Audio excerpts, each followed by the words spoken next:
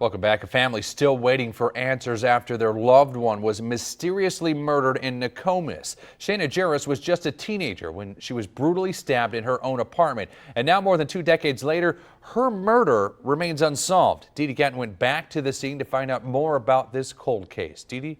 John, exactly 24 years later, we still don't know who killed this 18-year-old girl. Tonight, I head back to Nakomis searching for answers.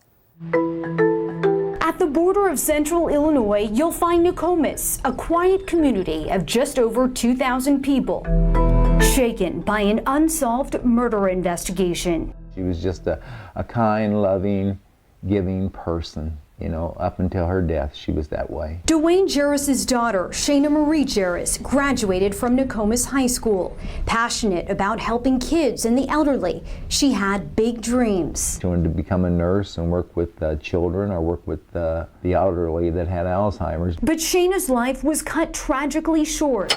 The morning of November 1st, 1995, she was stabbed over 50 times in her own apartment. To this day, police don't know who killed her. Is it somebody walking amongst us? Or is it just a complete stranger? Friend Belle Smith, like many, wants closure. I couldn't believe it when I had heard.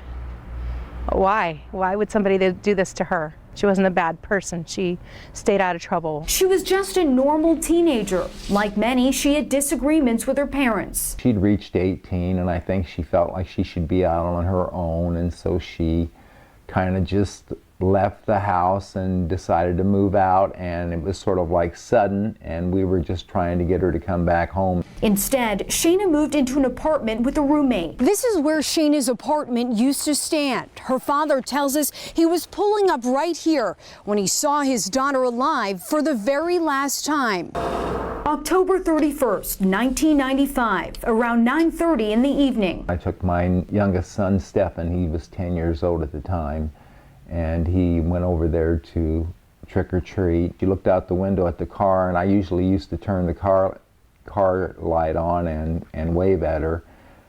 And I didn't do it that night, and I regret it for the rest of my life that I didn't do that.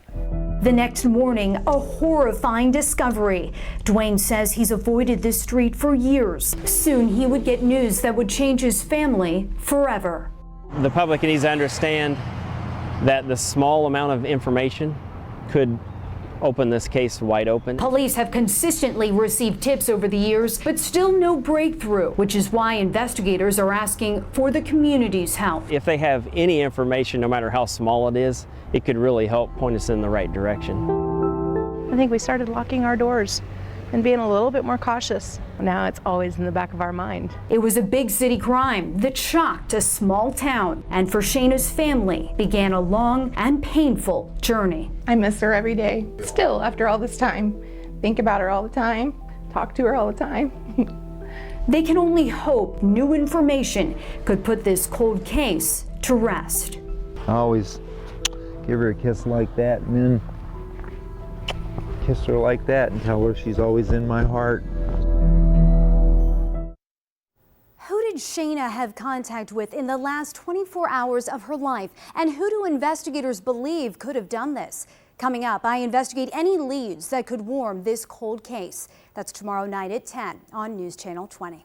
John. Thank you, Dee Dee. There's a reward of up to $10,000 for any information that leads to an arrest. For how to leave an anonymous tip, head to our website, newschannel20.com. Now,